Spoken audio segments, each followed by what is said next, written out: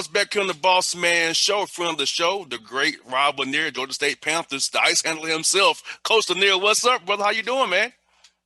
Man, I'm doing great. I can't complain. Just I think our season is over, so that's always unique. When you're going through the season, it seems long, and when it's over, you're wondering where all the time went, and it's a little bit of a shock to get out of that routine that the season presents for you. But we're doing well.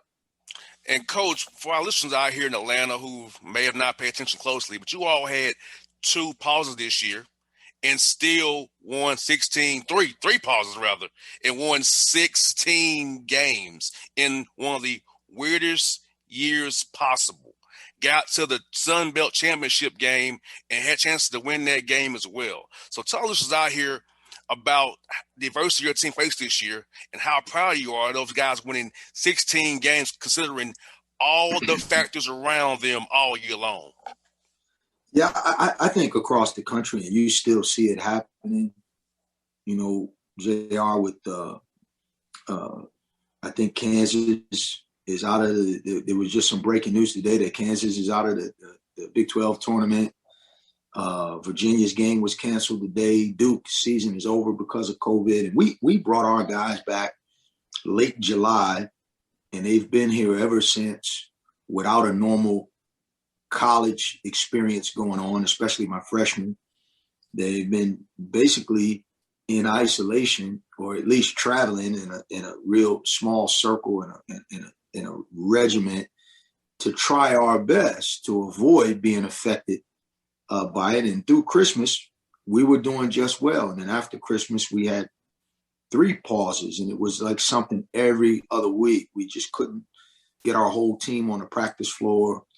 And through all of that, it's a credit to our young people that we stuck together, and we found a rhythm late in the season where we got a chance to practice every day.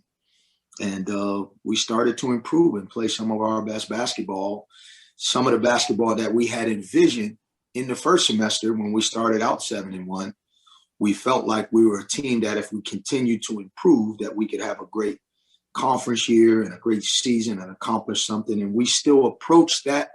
We didn't quite get over the hump that we had set out to achieve, but certainly we feel like we got it moving in the right direction. And Coach Lanier, I cautioned my listeners all year long about your team. Like, no, you got to understand something. When these guys are young and they have not been having a chance to practice in jail. So when you're going out there, one-day preps here after being on pauses and playing, so it's a crapshoot. And still, your team still won games, and that's what's so testing about to your team, coach, that you all won despite odds. And people did not understand a lot, but I had to do a lot of explaining here on the show about your team. And I'm like, look, it's not what you think it is. You look at the bigger picture here, not the small picture. Yeah, I think too, we had an 8-game winning streak at the end of the season, and we got better during that streak. Like the first 2 or 3 games of that winning streak, we didn't play great, but we found a way to win. And then we started winning in a different way as we got further down the street. The level of toughness, connectedness of our group, our execution, our defense in the late stages of games, we really started to become the team that we wanted to become. And the final performance of the season was disappointing because it didn't reflect the progress we were making. And so that's always disappointing. But I think that 8-game winning streak, the fact that we had yet to play our very best, that was still out there for us, was encouraging. And it's still encouraging going forward that there's a level that we could potentially reach that we haven't hit yet. And so we still go into the off season striving for that space, to enter into that particular space.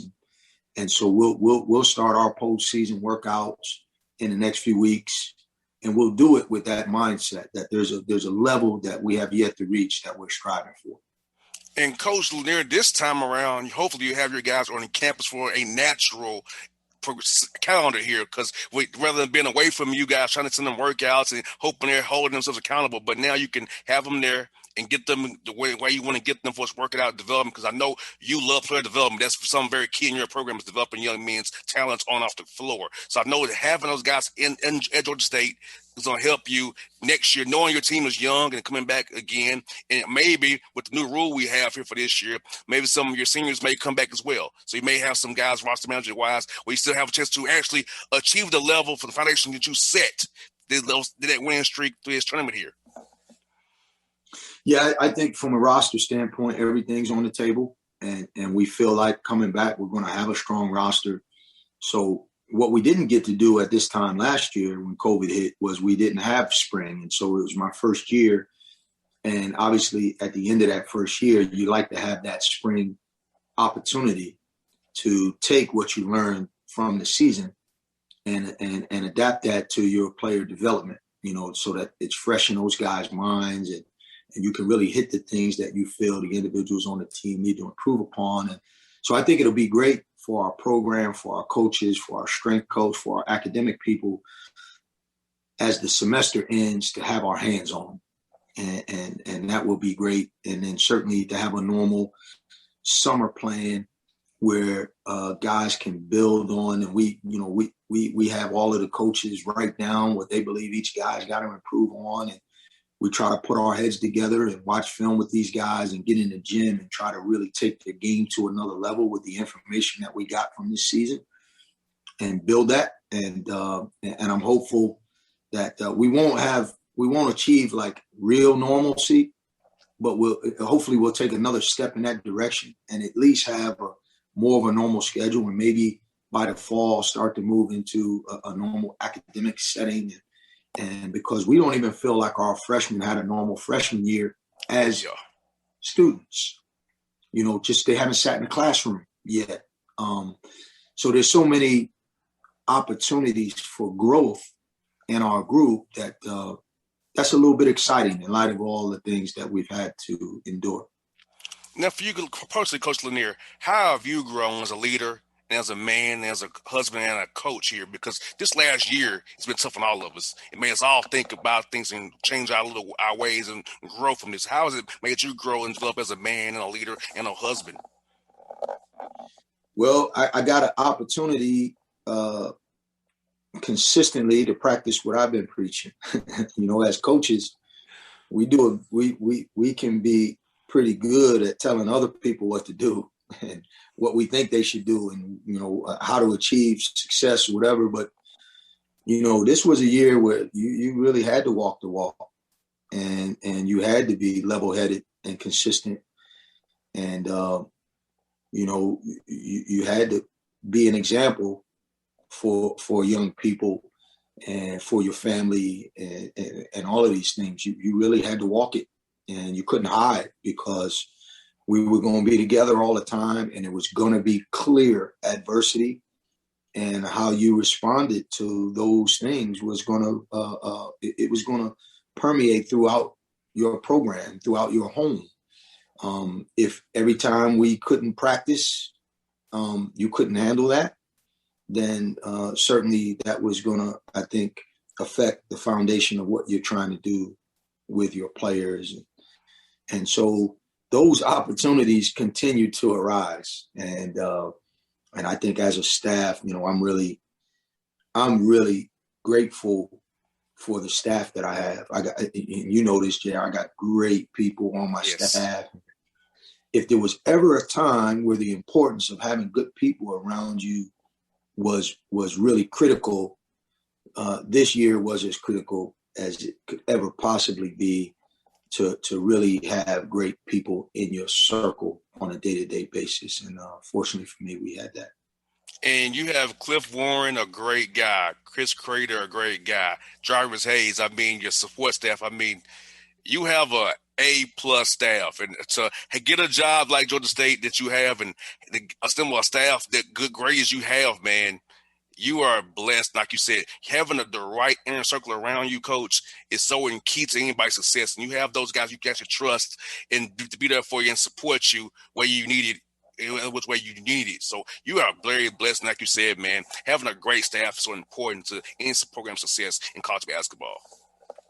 No doubt. I mean, more than anything, I was smart enough to know that I'm not smart enough to do it without great people. And these guys really carried me in a lot of ways, and I'm forever grateful. It's a lesson that I learned years ago, but I really got a chance to see it play out. How when you do have great people in your organization like Kyle Condon, Isaiah Campbell, Jordan Glover, Jess Summey, Danica Johnson, Vinny Coludi, and the coaches that you mentioned, it really, Chris Clerkley, the role that he played in our program, it was really, I could sleep at night because I knew that everybody was moving in the same direction, that we weren't going to be hit with a whole bunch of surprises day to day. When it came to things that we can control, there was plenty of surprises that came up beyond our control, but our ability to manage those things was supported by the people. And we had great people. And Coach Lanier, what I'm happy about is I'm seeing success of Georgia Tech, who you guys beat in overtime this year. It was a wild game you guys had. Amir's building something great at Kennesaw State up there, and Greg Gary fight this I-75 corridor here of Kennesaw, even Chattanooga with Lamont Paris. I mean, it's amazing to see what you guys are doing at your programs, how you took over these jobs and are building young men the right way. Talk about just Georgia basketball, the I-75 corridor, and how happy you are to see the development of your peers in the business as well, and seeing all the young men from this area come play for you guys and become successful young men after basketball as well. Well, I count Lamont as a friend. I know he's not in the state, but he's a great coach and somebody I lean on, and we stay in touch with one another. He's doing just a phenomenal job. I'm just proud of that relationship. Amir is another guy I count as a friend. We've gotten closer. We lean on one another for information. And I think his record in year 2 does not even come close to showing what kind of job he's done. The breakthrough came late in the year. And next year they're going to be a force to be reckoned with. There's no doubt in my mind what he's done with a young group, keeping them together, keeping the energy and enthusiasm in that program and trying to build it, and having young talent in the program, and having everybody back next year and keeping that group together. They're going to be heard from. So, we might end up playing them at some point and be rivals, but that's a young man in Amir that I'm really pulling for. And I think he's a terrific coach, and I think he is grinding away, and I think he's going to build something that the people in that program and the people in this community who know Amir can be proud of. Greg Gary, tremendous coach, and we've had some battles with them already in 2 years. He just done a phenomenal job, and that's only going to get better. And I've known Josh Pastner since Josh was coaching AAU ball in Texas, and he's a phenomenal coach. He's still relatively young, but he's been a head coach for so long that people don't realize how young he is. He's done a phenomenal job, and it's undeniable. And good for them. They're an NCAA tournament caliber team, and he's built a winning program, and good for them. So, I appreciate Josh because they didn't have to play us. And most programs of their caliber, they had won 10 ACC wins. Most people look at that game and say that doesn't do us any good.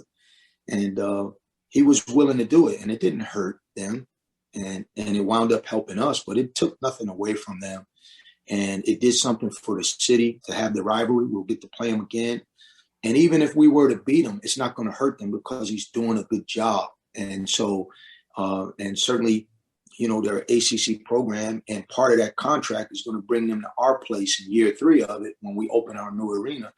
And most head coaches don't have enough confidence in their program to stick their neck out and play a game that is winnable for the lower caliber program, if you will. And Josh's willingness to do that really doesn't benefit them as much as it could benefit us. But for him to do that And for us to have that opportunity in this community to play a game that's going to bring a lot of interest, especially when COVID is over and people can come watch the game. This is really that whole decision. We would want to do that all the time. This was Josh's decision, and he deserves credit for that.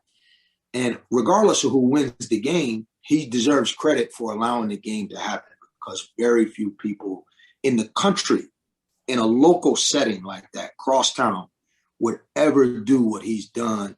And a lot of people in his situation get criticized for not doing it. And so the same energy should be applied to giving him credit for allowing this to happen. You got that right, because like you said, a lot of guys will duck you because they know you're good and they know you're a hell of a coach. And he's a great guy. I love him to death. And I love the fact that we have, like with Greg, yourself, Amir, and Josh, 4 guys who really care about the community and Georgia basketball seriously. And you all are all friends. All of you talk glowingly about each other to me. So I know it's really genuine and true. And that's why I was glad to see that while you all competitors on the court and for recruits, but off the court, it's one Georgia, one message, and one team. I love it. Yeah. Well, it's a good observation on your part. I think there's a lot of mutual respect among everyone. And we all know we're in a great basketball community in the state of Georgia, and in particular in Atlanta. And so we all should want to see one another thrive. There's enough good players around here, and we should all want to see everybody playing good basketball. I think that's good for this area. We should all want to keep kids home. You got there right. Coach Lanier, I thank you for your friendship and your time always, Coach. I look forward to seeing you guys in person next year, man. Once we get everything kind of normalized, man. I want to come see you guys play sports arena a few more times where you all move down the road and turn the field there. So, I'm looking forward to it, Coach, for sure. My man, appreciate you. Great work. Keep it up. Anytime, Coach. Be blessed, buddy. Thank you, man. All right.